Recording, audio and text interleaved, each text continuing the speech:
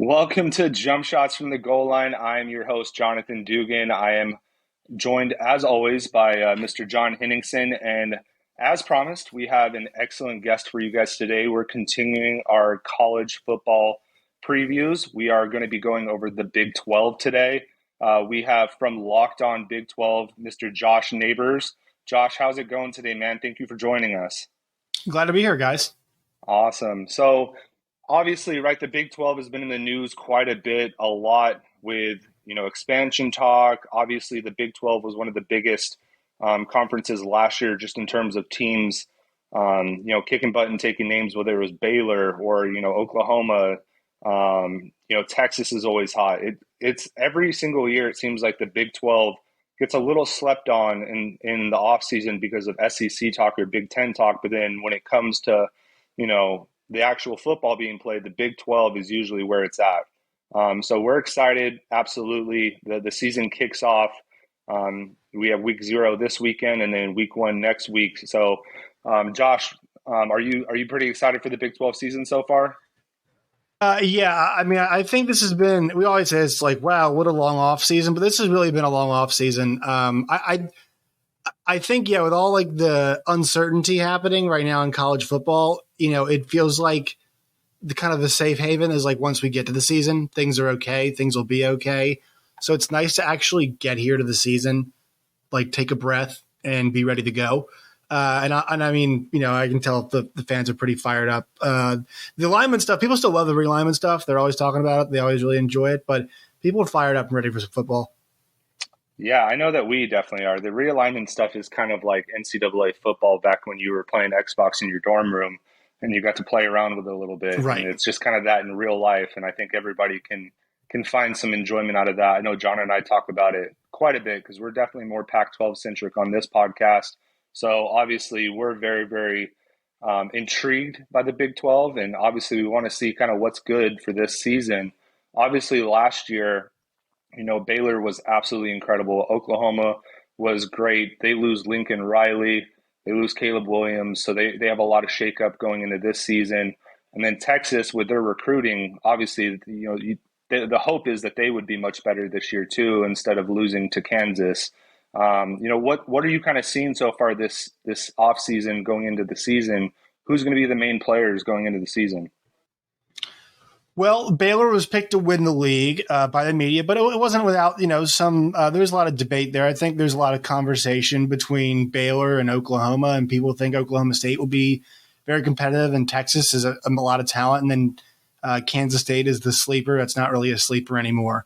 So I think that's kind of where the top 5 are, and I expect the league to be pretty even. I think the benefits for the top teams, like for Oklahoma, they got a really nice schedule. I know they've been through a lot of transition, new coach, new coordinators. But I think the one positive thing for them is, what could be considered a pretty disastrous offseason when you lose a coach like that out of nowhere after a really difficult season with that much talent. Your response was you bring in the best defensive coordinator of the last 10 years in Brent Venables. And what does he bring along with him? Probably the best offensive coordinator in college football has not been hired as a coach yet, Jeff Lebby. That's because of some of the stuff that happened for him at Baylor.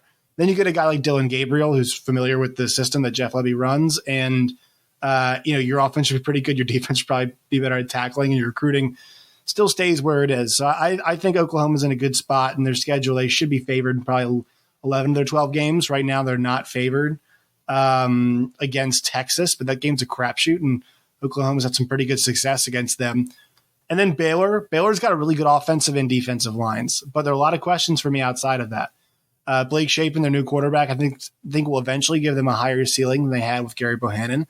But they've got to replace running back Abram Smith. They've got to replace on the outside Tyquan Thornton, who was really effective for them last year. And then they've got to replace on defense a guy like Terrell Bernard, and they got to replace Jalen Petrie, got to replace JT Woods. So there's some questions for them, and their schedule's not easy. I expect my expectation is that Baylor looks really, really good at the end of the year. Maybe there's a couple hiccups and there's a learning curve to get there. I think Oklahoma's going to have a pretty even performance. I think I like their schedule. The Nebraska game could be tough, but I'll believe it when I see it for Nebraska. And then the Kansas State game should be interesting. Bedlam will be interesting. But I think their schedule is going to set up pretty nicely for them.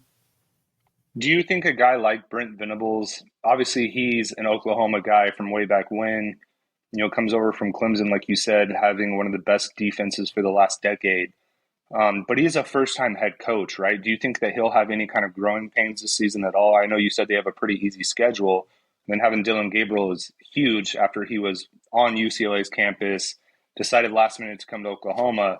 But still, that unevenness of just being a first-time head coach, do you foresee any kind of hiccups with that?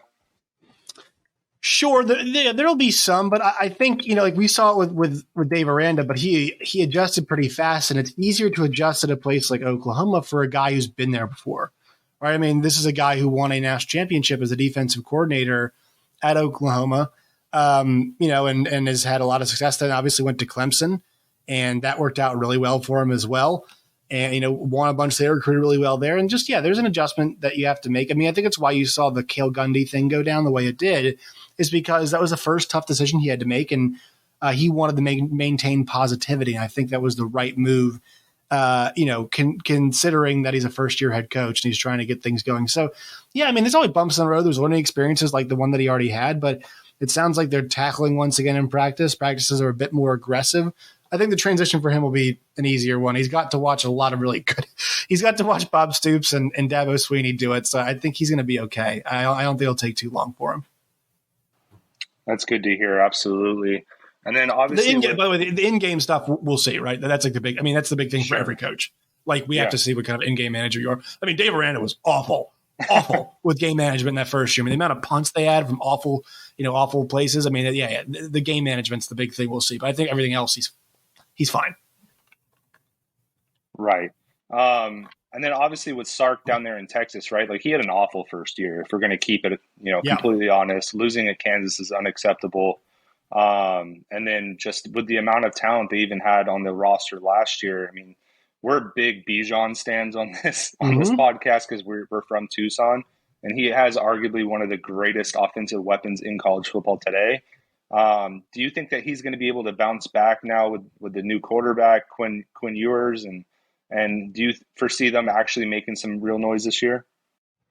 Yes. So I originally picked them to be in the Big 12 championship game. I'm a little down on that now because Junior Ungalao, one of their offensive linemen, is out, and as is Isaiah Nair. And you might say, well, it's two players, but those are two really important players. And now I'd have to play three guys who are freshmen on the offensive line. Now, three really talented guys, but still three guys who are freshmen. Isaiah Nair was going to stretch the field for them. Look, there should be a learning curve, but at the same time, I mean, you've got Quinn Ewers, supposed to be really talented. You got Bijan Robinson, who we know is really talented. You got Roshan Johnson, who I hope comes back. He's dealing with the high ankle thing right now. Should come back. You've got a guy in Jaleel Billingsley at tight end. You've got Xavier Worthy at wide receiver. You got Jai Hall at wide receiver as well. You got Jordan Whittington at wide receiver. I mean, they're pretty loaded talent-wise, and I think they've got some good players on defense. It's just and look, that's an interesting situation. I mean, they bring in Gary Patterson as an analyst and assistant. We might have the next Texas DC there waiting in the wings already if things don't go well this year for them, and Pete Kukowski might be out the door and Gary might step in. So we'll see what effects that has, but I expect to see a more even-keel performance. The big thing for them guys last year was finishing games. They had leads on Oklahoma. They had leads on Baylor. Almost had a three possession lead on Oklahoma State. I mean, this team they were shot out of a cannon, then finished really poorly a lot of the time, right? So that's kind of the big thing for them is wrapping up those games, finishing off those games. Finishing off. I actually thought the last game of the year was pretty good. They finished off Kansas State pretty well, but finishing off the Kansas of the world, you flip a couple more of those games, talking about maybe 7-5, 8-14. They weren't that far away from that, to be honest. So becoming more even is the big thing for them this year, and I think they can do it. I really do think they can do it. I wanted to jump in, Josh. So, I guess as we're talking about this, and I'm sure we're going to get to Baylor some here too, as you look at Texas, Oklahoma, Baylor, I guess my question is, do you think nationally any of these teams are going to make a run? Is there a team that you think can break through with the schedule working out right and having a chance at the playoff? Are these teams are going to be talking about nationally throughout the course of this season? Or do you think it's kind of a down year in the sense that, we may not have a playoff contender out of the Big 12? I think we'll be talking about them throughout the season. I mean, we're going to be talking about Oklahoma when they play Nebraska, right? We're going to be talking about Texas when they play Alabama. We're going to talk about Baylor when they play, BYU. They've got these big games across the board here. So I think we'll be talking about them. But look, like they're not on the level, at least right now. And I think maybe you could develop them to a level. Like, here's the thing. If you wanted to pick a team that could maybe get in a fight with an Ohio State, or maybe, compete with a Clemson or Georgia or Alabama, like I think Baylor up front on both sides is a team that can do it, but there's not enough filler in the middle.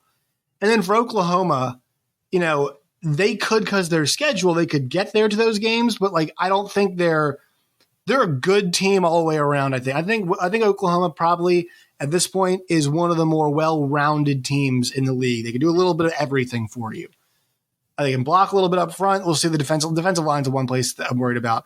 We'll see what their secondary looks like. I think their linebacking core should be pretty good. They got good running backs, good wide receivers, good quarterback, we think, once you can see on the offensive line. But if push came to shove, like if they played Clemson we'll see M's Clemson, but I think Ohio State, Georgia, and Alabama are the big ones. I don't know how that would go. If you were to take like the other league's best teams, right? So let's just say a Utah, let's just say a Clemson. The Big 12's team would be Oklahoma. I think Utah and Clemson would probably do better than OU would against those top teams, but still OU's, because their schedule is going to have a chance to be there at the end of the year in consideration for a playoff, in my opinion. Right. Okay. Yeah. So potentially maybe Oklahoma sneaking into the playoff if, like you said, they should be favored in 10 of their 11 games. So, I mean, that's a recipe for success there. So, basically what I'm getting from it is it really just depends on how Brent Venables comes in. If he's able to kind of control the sidelines and make the right calls, like, hey, they have the pieces necessary to get it done. One of the teams that I'm intrigued by, right? You mentioned Gary Patterson being at Texas now, but the guy that's taken over for TCU now is Sonny Dykes, right? Coming over from SMU, had some success at Cal. He was once, Arizona Wildcat. What do you think that he's going to bring to somebody like TCU this year? Yeah, so I don't have really high hopes for TCU this season, to be honest. I did my show today where I talked about, what I expect from this team. And, their over-under win total is 6.5. I went under because they're changing their identity. So, like, they bring back 7 starters on defense. The problem is their defense wasn't very good, right? This is a defense last year that was 118th scoring defense, 127th against the rush, or 122nd, against the rush, 88th against the pass, 119th total. And efficiency-wise, I mean, they were, 124th in finishing drives, 128th in allowing explosive plays, and 116th in terms of efficiency. And that was with a defensive coach. Well, you're bringing now, an offensive-minded coach, and sure, you've got John Gillespie coming in to run the defense, but, how long does it take for you to get that offensive identity? I mean, you don't know who your quarterback's going to be, right? They're floating 3 guys right now. So I'm just not a big believer in them. Sure, they could win 6-7 games. They could. But I'm kind of more towards a 6-6 season as they try to get their footing under them. So I'm not very high on what they're doing this year. They do have a couple really good players, but a lot of their good players are on defense. The defense wasn't very good. So, like, I love Travius Hodges-Tomlinson, love him, and then D. Winters. I think they're both pretty good players, but for the most part, like, that defense, yikes, last year, and I don't know how good their offense is going to be. Yeah, anytime your uncle is LaDainian Tomlinson, I mean, I think you probably have the athletic bloodline to be a pretty good corner. And ironically, he plays. He's a defensive player too, which is funny. So he's the opposite way. Yeah, hilarious, right? Like, but hey, the talent's probably there. So I mean, it is. No, he is a great player. If we're not looking at TCU, then I mean, who are some of these kind of under the radar teams? We already mentioned the Blue Bloods, right? The Texas, the Oklahomas, even Baylor at this point could be considered maybe a blue blood. Like, who are some of the under the radar teams that could really make some noise this year? I know you mentioned Kansas State a few times. Is that somebody you're looking at? Yeah, well, it's the one everybody keeps mentioning Kansas State. And it's look, they were under the radar until they had six players on first team all defense. They're good at all 3 levels. They got a couple really good corners. They got a really good linebacker in the middle, and Daniel Green. They've got Felix Uzama, and who's a really good pass rusher for them last year. And also on offense, they've got a player in Deuce Vaughn who's explosive, awesome, really good player. 4 down, I call him a 4 down back in my opinion. good wide receivers as well. And I think they're going to have a pretty good offensive line too. The question for them is, number one, depth. I'm not sure how deep they are. Number two, Adrian Martinez, like how much do you trust him? This is a guy that, captained the best 3-9 team ever. Everybody was saying last year with Nebraska. But a lot of those losses, they fell on his shoulders. His decision-making, his inability to take care of the football. That's something we have to watch this year with him. Can he do it? What can Colin Klein add to that offense now as an offensive coordinator? So they're like the sleeper, but not really a sleeper. I mean, they were 42-1 to win the Big 12. They're like 12-1 now, I think, to win the Big 12. Their win total is still at 6.5. I took the over on that. I think they're going to go. I think they'll win probably at least 7-8 games this year. And then when you're in that range, like kind of expectancy, 8 wins, you can reach 9 and 10. There's a way they can do it. Their big tests. I mean, Oklahoma week 4 is like, we're all eyes on that game. If you can go to Norman and pull out a win like that, it's going to be, you might be all systems go from that point. What about a team like Oklahoma State, right? Like Mike Gundy really, he's been kind of the pillar there at Oklahoma State, and they finished the year pretty strong last year. And I believe they returned their same quarterback and everything this year. Do you think that they can make some noise? They could. I think there's too many questions for them. They lost the number 1 wide receiver. They lost the running back. They lost their defensive coordinator.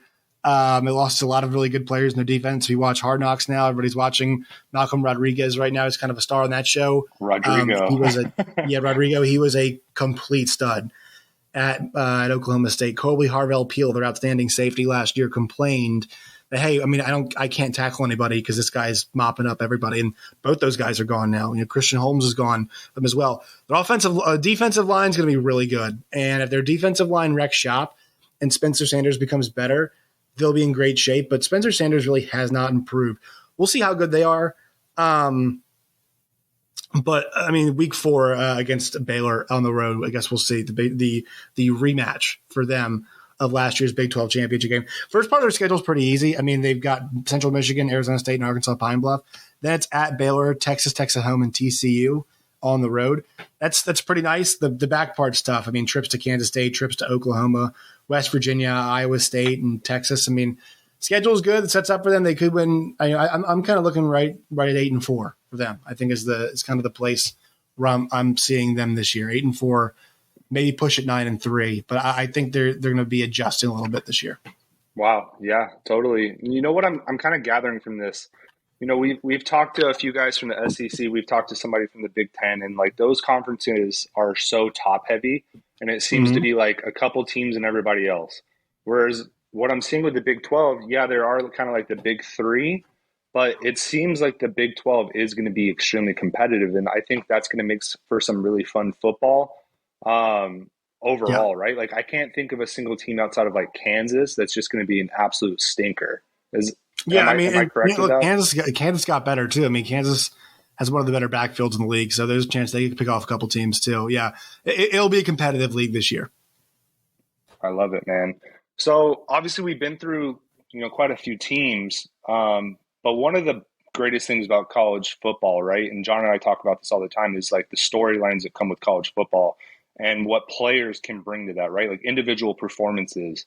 And I think the Big 12 has quite a few guys that could really make some noise this year, whether it's like Dylan Gabriel at Oklahoma, maybe like Keaton Slovis at West Virginia.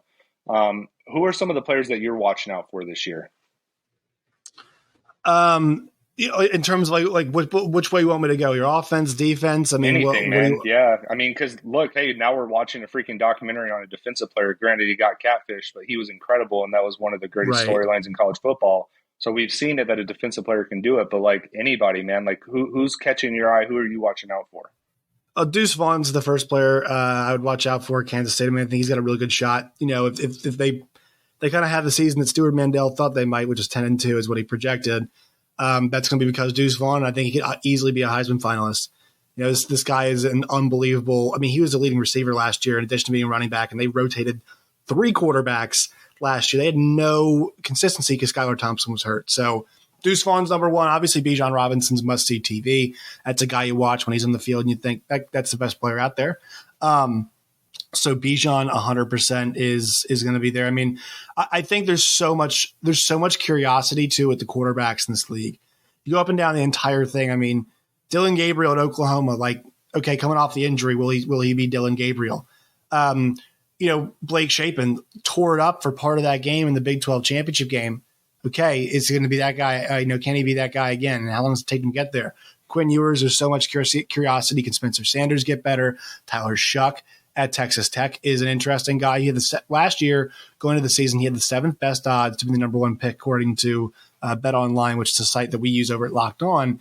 So, I mean, that's really interesting there. JT Daniels, obviously, at West Virginia. There's a 3-person quarterback battle at TCU. Iowa State's breaking a new quarterback after Brock Purdy's gone, Hunter Deckers, and people seem to think he's got some serious juice. So, the quarterbacks, too, in this league, I'm really looking forward to watching. The defensive line, I mean, there are studs all up and down. Felix Anudike-Uzomah I mentioned, but a big man in the middle for Baylor, Siaki Ika, is a fantastic middleman for that Baylor defense. He's going to open all kinds of things up for the rest of that defense. He is a problem in the middle. Look at a place like Oklahoma State. I mean, you've got a really good, defensive line. It's going to be there. Brock Martin is a guy off the edge. I think is tremendous. Colin Oliver, just a sophomore. I think he had 8.5 sacks for them 11.5 sacks last year for Oklahoma State and as a freshman. So the defensive line in this league is really good. I'm not going to forget to mention Dante Stills too at West Virginia. Give him some love. So the defensive line in this league looks like it could be really good. There could be some pretty impressive players. And look, if you think about the Big 12, people always associate this with scoring and points and spread it out. It's not been like that. I mean, there have been some games like that, but it has not been that kind of league for the last couple of years. Baylor and Oklahoma State did not make the Big 12 championship game last year by scoring a ton of points. It's not how they did it. They did it by running the ball and playing defense. So that's lent itself to some pretty impressive players in the defensive line, and I'm excited to watch those guys eat even more this season. So I'm curious, Josh, because we kind of talked a little bit before and you sort of, kind of hop into the Big 12 from an outside perspective. And obviously you're super knowledgeable about it and been covering it for a while. I guess what I'm curious about, because I would say like we said, we focus probably more on the Pac-12 and certainly you end up paying attention to the Big 10 and the SEC because they tend to be in the national conversation a bit more. I'm curious, what storylines or maybe what programs you've kind of that have just grown on you, what interests you in the Big 12, what's kind of grown on you? I saw you, tweeting out, it sounds like Kansas State's mad at you. So I'm, maybe this is a plea to Kansas State to win them back. But what programs have interested you or and why do they interest you? Well, the thing to understand about this league, you go back and look over the last few years and there is a rotation of teams that usually come up and kind of challenge, and mostly Oklahoma, they challenge Oklahoma. Kansas State's got that chance this year, but look at it like last year. Iowa State was a playoff darling, and rightfully so. They had so many expectations, but it didn't go their way. That's really difficult to manage, even for a very good coach. And I think Chris Kleiman, I think Matt, totally blanking. I'm totally blanking on Matt Campbell. What am I doing? That's totally, they're both really good coaches, right? I mean, there's a reason why the Lions wanted, they wanted the other Campbell, not Dan. Dan's great, but they wanted the other Campbell, right? I mean, they wanted Matt Campbell. And, those guys are good coaches. It's hard to do. It's really hard to manage that. We've seen Mike Gundy. I think Mike Gundy's in their program. That's an amazing story. I think Josh Pate made a really good video about 2 minutes on it earlier, where he basically said, that their program's a unicorn. Really, it is. They're one of those programs that's not all the way up top, but the number of games that they've won at the pace that they've won them, it's really impressive. It's a really good program. Think about Baylor too. Baylor has won at a really high level now with 3 separate coaches in the last 10 to 15 years. Bryles, Matt Rule, and then now Dave Aranda. They're winning, and they've done actually in somewhat different ways with those guys. So, I think the standpoint of, hey, the new teams are coming into the league too. There are still some schools that are not powers, but have done a really great job. And predominantly getting Oklahoma out of the way is going to help those schools sign. Getting Texas out of the way is not going to, they've been so up and down. It's going to help the team somewhat, but really Oklahoma is kind of in the pillar that most people cannot climb. So kind of getting them out of the league, I think will allow those teams to hit that ceiling and win the championship game more, even though last year OU wasn't in it. So, especially those programs at the top, Baylor and Oklahoma State, I'm really curious to see where they go. And then on a year-to-year basis, like right now, like how does Kansas State kind of deal with these expectations that are put on them now? Because people have put it on them. A lot of people think they're going to be pretty good. So, those are the storylines I'm seeing. And so is that the best? I mean, and maybe this is kind of the theme that we're going to end up taking away here, but is that the best reason to watch Big 12 football then? Is from just from a competition standpoint, top to bottom, you never know who the challenger is going to be. Obviously, as we mentioned, Oklahoma's going to be there. Because outside of that, like I guess that's what I'm trying to find too. Is like right there's really things in the SEC that just you're drawn to, like because of whether it's the pageantry or just like the ridiculousness of the coaches, the back and forth, some of the pettiness between fan bases. I'm trying to like find like what is that Big 12 identity that makes it fun to tune in on Saturday. Like, I'm not going to try to sit here and tell you that people in the Big 12 country like care more. Like, SEC fans care so much about their college football. And a lot of that is based on the fact, like, they do not have pro teams there. I know they can say it's not the reason why, but like, they don't have pro teams in Mississippi. They don't have pro teams in Alabama. They do in Georgia, but like, it's a lot of Georgia football fans, also like Braves fans, all that kind of stuff too. But like the places where the SEC teams reside, there's not a ton of pro teams that you see across the board, right? There are some.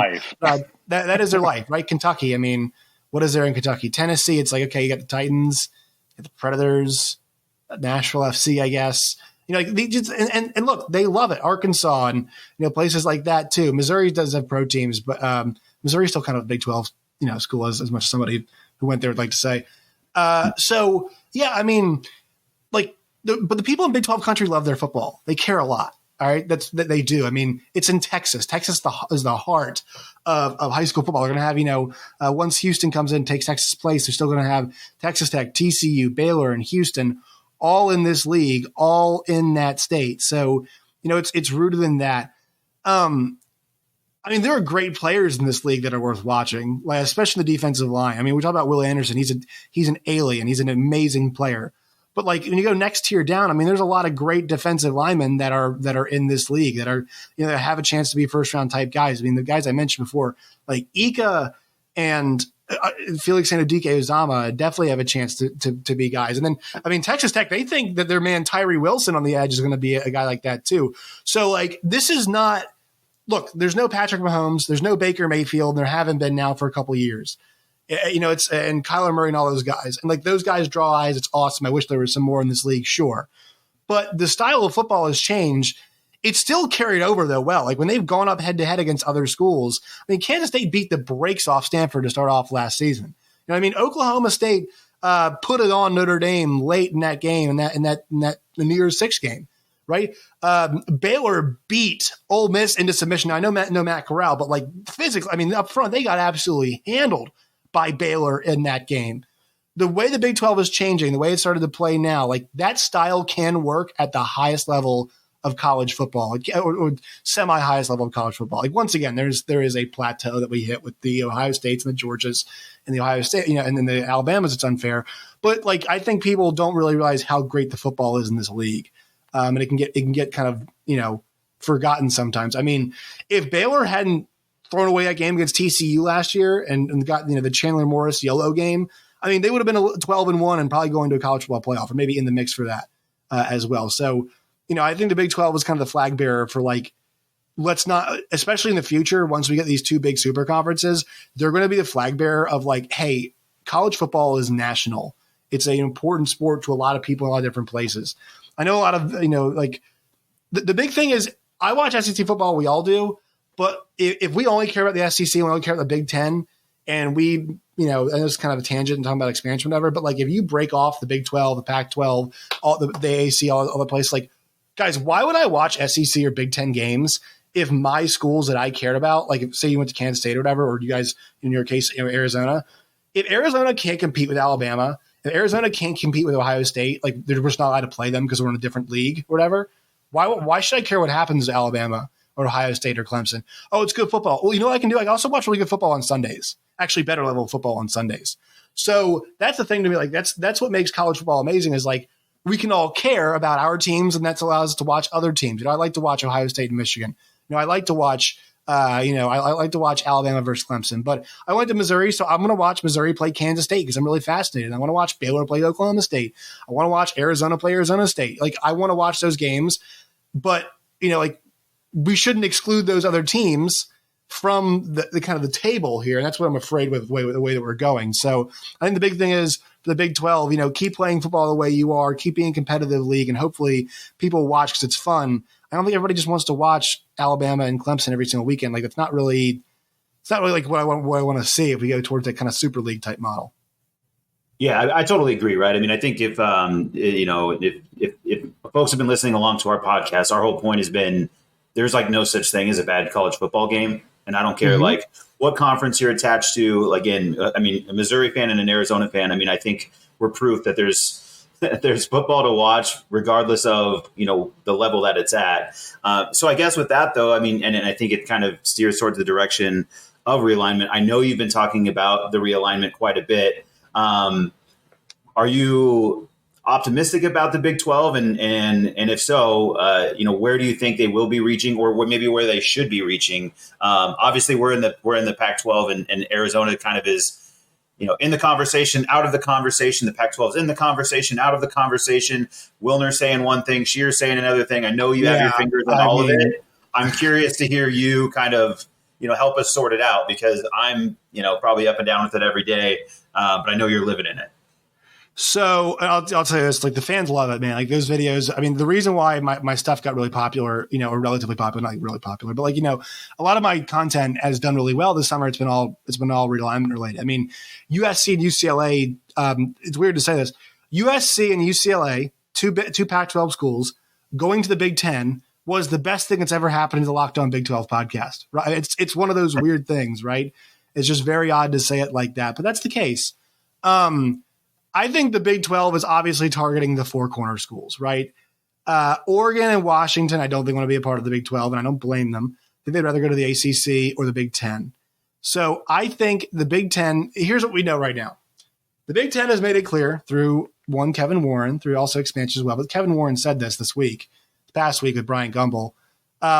We want to expand. We want to keep expanding. Perpetual is what he said. We know that Oregon has that interest, is preliminarily or whatever it is, interest in joining the Big 10. And like the idea that somehow Oregon's not interested in joining the Big 10, it's like, oh, we'll see if we're a good fit. No, the Big 10 is going to see if you're a good fit. Oregon leaving, I mean, if the Big 10 takes Oregon, then it's kind of open season to the Pac-12, right? Like, that's kind of where it goes, because if they take Oregon, they're probably going to take Washington. That leaves things open for Arizona, for Colorado, for Utah, and Arizona State. Here's what I will say, guys, about this entire thing. Part of me is upset because it's become very territorial. Last year, the Pac-12 did not extend the life raft to Big 12 schools when, let's be honest, guys, it really should have. They really should have seen this thing coming. There was an elitist attitude where they said, well, we do things a little different out here, with the emphasis on Olympic sports and the way we care about things that aren't just football, that maybe, we won't be involved in all of that wrangling that's happened over there with the SEC or whatever. We're a little bit more, it was a little bit elitist. Yeah. They didn't want Big 12 programs. They didn't want Oklahoma State. They didn't want Baylor. They didn't want TCU. They didn't want Texas Tech. They didn't want those schools. And guess what? The Big 12 went out and took the best of the rest, what was remaining. The Pac-12 is now on the ropes, and there's not as many good options out there as there once were. And it's put them in a really difficult spot, in my opinion. I do not like the way that the Pac-12 commissioner would say, we're going to see if we go shopping there next. I don't like the fact that in this scenario we're talking about, Oregon State and Washington State get left out because there are people who work there at those schools and cover those schools. And there's people whose livelihoods are involved in this stuff. Guys, last summer when Oklahoma and Texas went to the SEC, I mean, like, I was legitimately concerned about my future on multiple fronts because I covered the Big 12 at that point for a living with SiriusXM and my own podcast. That's what I do. It's how I make money. And there's some concern there. I know that's happening right now in the Pac-12. So it's a fascinating topic about all this movement and everything like that. But there's like a cost to it. And I hate how nasty it's gotten. And there are a lot of Big 12 fans out there who said that we don't want their schools. We don't want their politics. We don't want whatever it is. And at some point, guys, like, I think we have to hit a certain threshold where, like, it's about survival. It's not really about politics. All right. Like, feel however you want. But if you want to keep playing FBS football, maybe you need to go and pair up with schools like Oklahoma State, right? I think Colorado, Utah, Arizona, and Arizona State are both very open. Especially Jason Scheer makes it sound like Arizona really is open to going wherever. You know what I mean? He said they've called. We actually had him on yesterday. They've called the Big Ten. They've called the SEC. They've called everybody, and they've definitely called the Big 12. So I think that's where it's heading. But I think that this issue has kind of, especially in Big 12 and Pac-12 country, I think really exposed something.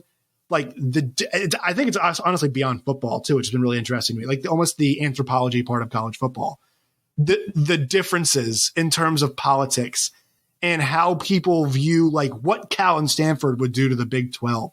Oh my God, could you imagine? I'm like, guys, they're not going to, it's not like a bunch of Berkeley professors going to go into meetings and be like, we got to play two-hand touch football. Somebody made a joke about, having to check your white privilege card at the gate or whatever like that. Like that's the attitude these two conferences have towards each other. And to me, it's like really sad that like this stuff is kind of exposing that. And it's supposed to be fun. It's supposed to be football, whatever. But like it's gotten so far away from that. Where now what we're talking about are politics and television contracts and revenues. And that's the stuff that matters. It's not Deuce Vaughn breaking a 60-yard run. Sure, that's what we love, but like we're going to get a lot more realignment conversations and talks because there's a longer off season than we are Deuce Vaughn 60-yard runs, sadly. And I think that's kind of the thing that's been tough about this entire thing is really like what it's exposed about kind of us as college football fans. It's a lot nastier than I think it should be.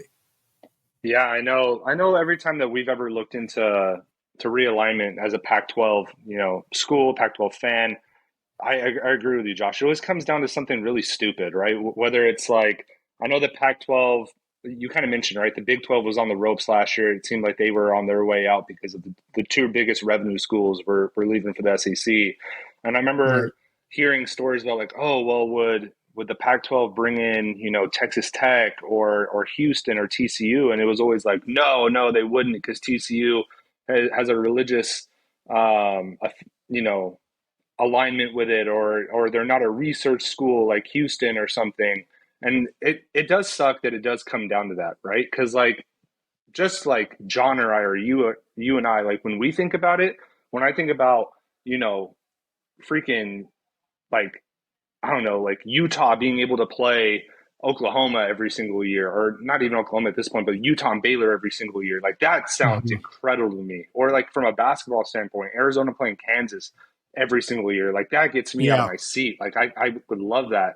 And I think you're right. I think that the Pac-12 really fumbled the bag and now they're on the ropes. And, if Colorado decides one Friday during the region meeting, like, hey, you know what, we're going to go ahead and do it. We're going to go back to the Big 12. And then you see all four corner school go, you know what, us too. Like the Pac-12 is going to die. And I think that's really where we're going to see it. And I know you listen to Scheer, you've talked to him before. Like I see the same, kind of alignment in the skies. I think it's probably going to be any minute now that is what's going to happen. One of these four corner schools is just going to agree like, hey, you know what? It's time to go to the Big 12. That's where the money's at. That's where the competition's at. That's where the largest TV contracts are. And you're kind of seeing it too, where the Pac-12 is losing out on so much money when it comes to the TV alignments, where really all they have now is ESPN, and ESPN's getting screwed too by the Big Ten. So I for one, I'm happy we're talking today because I think probably in 5 years, Arizona is going to be playing Texas Tech on a Saturday and sometime in the future. So, looking at alignment though, like you guys obviously have some really good schools coming in here in the next couple of years, right? Like you have BYU, Cincinnati, UCF. Like, what do you think Houston that's going to bring to the table too? The school I'm most excited to have join it is Houston. I think Houston is this. I think a lot of people are afraid of Houston. I think a lot of people are now afraid that Houston has got a seat at the big table. They kind of made the move preemptive. Like getting Dana Holgerson was kind of perfect for them ahead of time. They had a really good season last year. They're going to have a really good season this year. They are in the perfect place. They are in one of the largest media markets in the country, largest cities in the country, and there are a lot of players from Houston who are really, really good. Also, there's a lot of players who sometimes go places and want to come back. I think Florida or UCF's done a really good job of this too. Florida guys, they want to come home. They didn't like where they were originally. Maybe they were an SEC school or whatever. They want to take a step down in competition or guarantee themselves playing time or just be closer to home. UCF's an option for them. I think you're going to see the same thing in Texas. I think you're going to see players that go to Texas or A&M or even Texas Tech or wherever it is, Oklahoma, maybe they come back and they transfer. Like, I just think Houston's in a great spot all around. I mean, they could potentially have the year that Cincinnati had last year, and they could be the hotter of those two teams coming in. Now, you might say, well, Cincinnati made the playoffs. But, I mean, yeah, Houston won, 12 games last year? And really, their one regular season loss, Texas Tech, was a fluke. So they're the team I'm most excited Houston is to have join football and basketball because Calvin Sampson's team, they get after your ass, man. They're fun to watch. And they're going to fit right in. They're ready for life in the Big 12. BYU, UCF, and Cincinnati in terms of basketball, not there. Houston, they might push some people around for heaven's sake. They might come in here and throw their weight around against Baylor and against Kansas, and they've made their money having some of those guys who've gone to some of those schools transfer. Quentin Grimes, a great example. So I'm excited for them. BYU, the fan base could not have been more excited to join. They're right there. Cincinnati deserves to be there. They're capitalizing, and I think Cincinnati's going to bring a lot of regional stuff to me. West Virginia and Iowa State now kind of had a partner in the region, right? Nice Midwestern partner in the state of Ohio. And obviously UCF in Florida is very exciting because of what they've done and the fact of how big their school is, the fact that it's growing, and it opens up Florida. So I'm excited about all four of those schools. They all bring something different. BYU's, I don't want to discredit their athletics too. They've got great football and great basketball.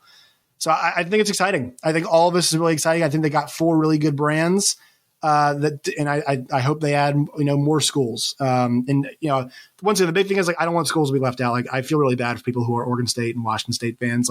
We feel for you. You guys should not be left out just because, you're in tough to reach places. We understand that. Texas Tech is not easy to reach.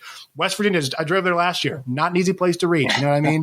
We got some schools like that. So we understand that stuff. So, but yeah, I think those four schools are really exciting. Yeah, and then if you add in the Four Corners school, man, I think, even losing Texas and Oklahoma, that the Big 12. Give me the Holy War Conference. I mean, BYU and Utah as a conference game. Ooh. Oh man, I'm telling you, man, we played BYU last year, and their fans, John can tell you, they're rough and rowdy. You would never expect it because of obviously the religious stuff going on there, but they're fun to play, man. So that would definitely be a fun school to add. And then obviously, like we talked about, the basketball implications with the Big 12, they could challenge any conference for superiority in terms of basketball. So, I mean, yeah, they are the best basketball conference in America.